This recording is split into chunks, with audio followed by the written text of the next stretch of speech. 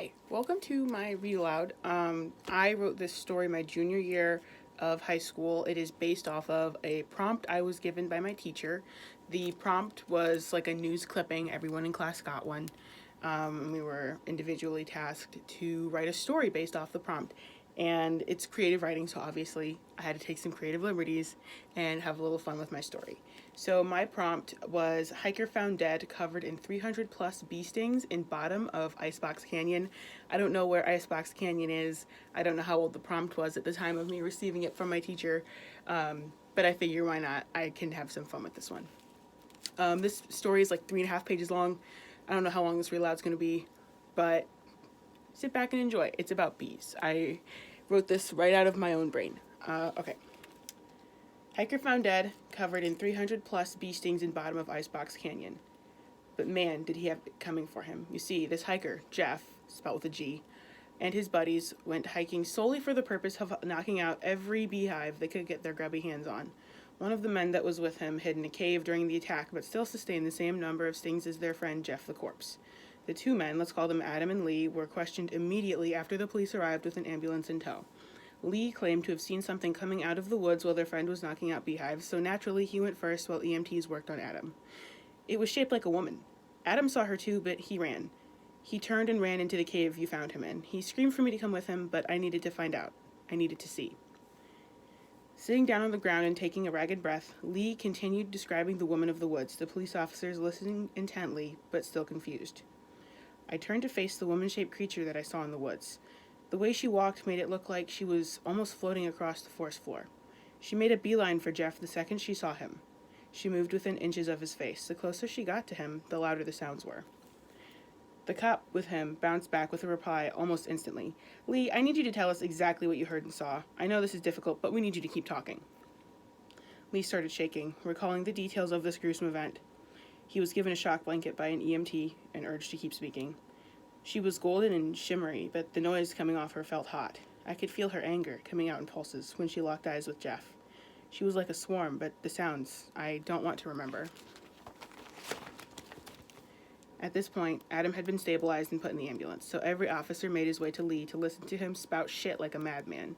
Lee, you need to tell us. She screamed. It was the most terrifying thing I've ever heard in my life. The sounds were like a deep rumble coming from the earth itself. It was guttural, primal almost. That's when she started engulfing Jeff, forcing him off the edge of the canyon. There was buzzing, too. It filled my head. The woman was made of bees, officer. Huge, golden, sparkling bees. One of the officers interrupted at this point. Son, that sounds like a crock of shit. There's no way a woman made of bees attacked you boys. I mean, look at this tiny hive on the ground that your friend took out. There's no way in hell enough bees to make a lady would fit in there.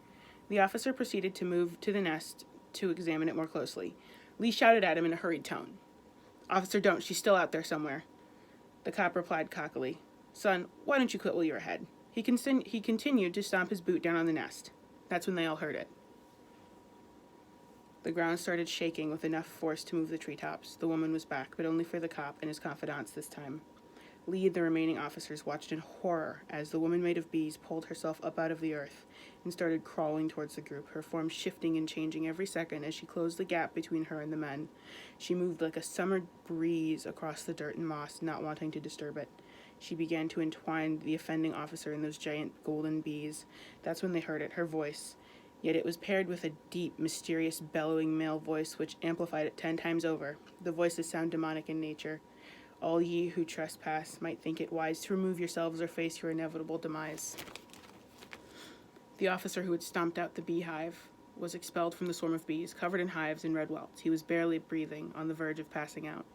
The men who watched him were punished as well, getting stung on the face. With their eyes welted, they couldn't drive.